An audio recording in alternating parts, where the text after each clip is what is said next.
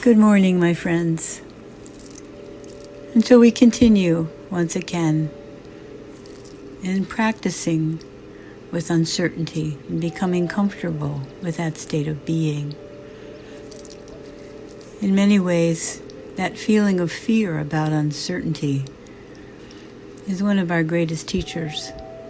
And in the last 3 meditations, we've been working to just simply be able to be with the fear of uncertainty and to return to the present moment, return to the breath.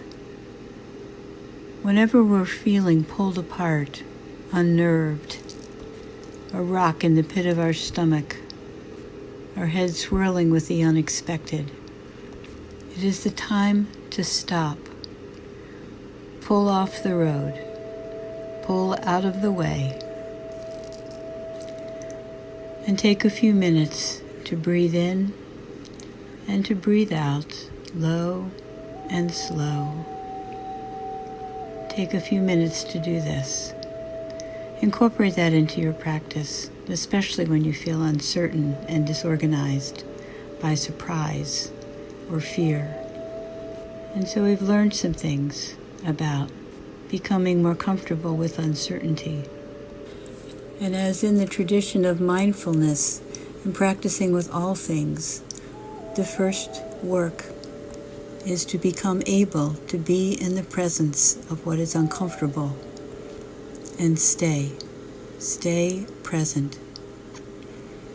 Also to use the present moment to come out of the stories. Let go of the stories is the Zen phrase. Just let go of the story. To come back to the present moment and to breathe in what is present and what is real, and breathe out tension in your body. Sometimes we have to give it a shape or a form or a color. Breathing in darkness, if that's what it feels like, whatever it feels like, and then breathing it out like a release. Remember this. In anything that you encounter that is confusing or fearful, in any way that we're able to use these experiences, they are our teachers. Uncertainty is one of the greatest teachers of learning how to be without resisting what is. This does not mean accepting everything and being passive in that way. It means accepting what is. That the only thing certain is change and flow in the movement of this life of being human. In time, we may even want to help others with their uncertainty and their struggle with it and suffering because of it. And what does that mean at its core? It means that we have done our own work. We cannot give away something we don't have. Our own comfort with uncertainty is contagious. And it can help bring about peace in the heart of another, as well as in our own hearts, as well as in the world. How many people get furious when something happens that we didn't expect? And this is an example of being trapped, not free. And mindfulness is about freedom from resistance to what is. So let us sit, getting comfortable in your seated position and bringing your breath through your body to wherever it's tense, letting it expand, letting it circle around and come down your body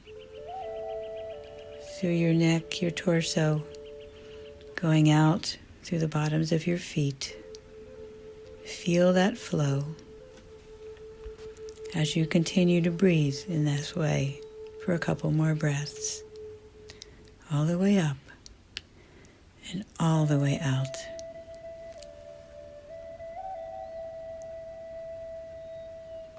Today, I'd like to offer you a brief walk through your internal world in response to uncertainty as a way of practicing what is underneath.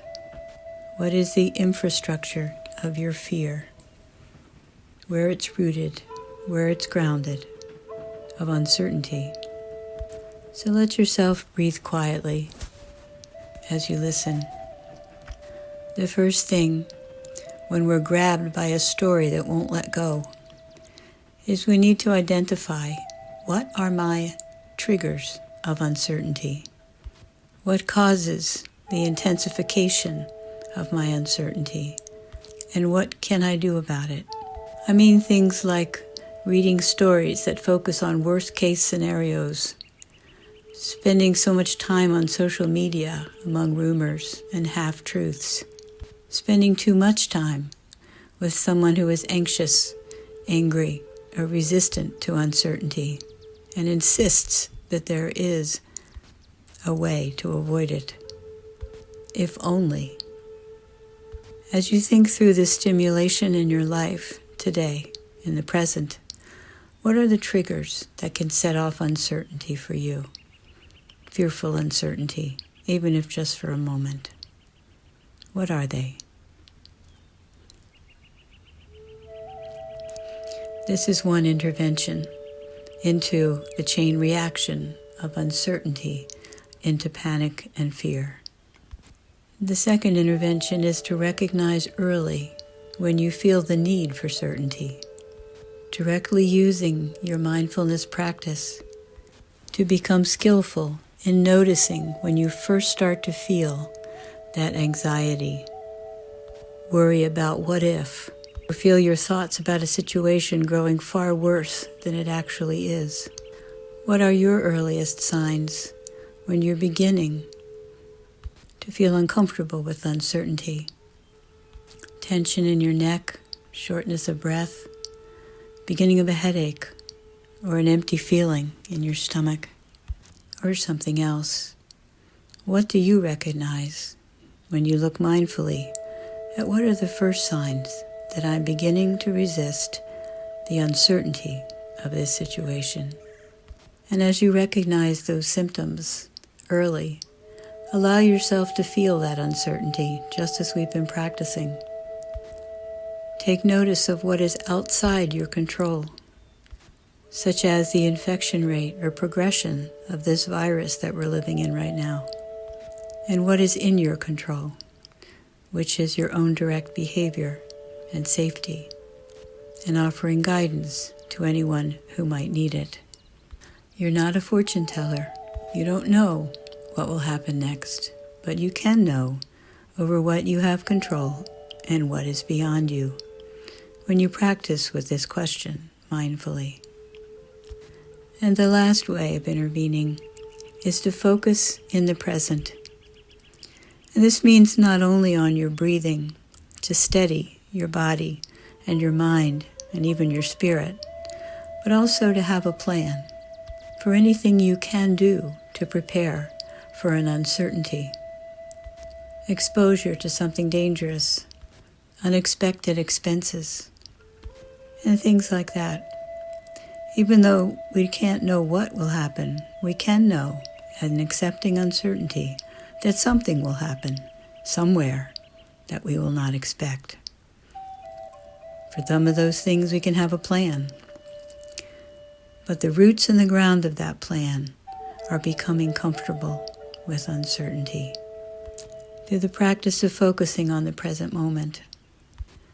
That refocus will not fail you, my friends. Focusing on the present moment in a mindful way and looking on the inside for your own triggers and reactions and letting go of what is beyond your control.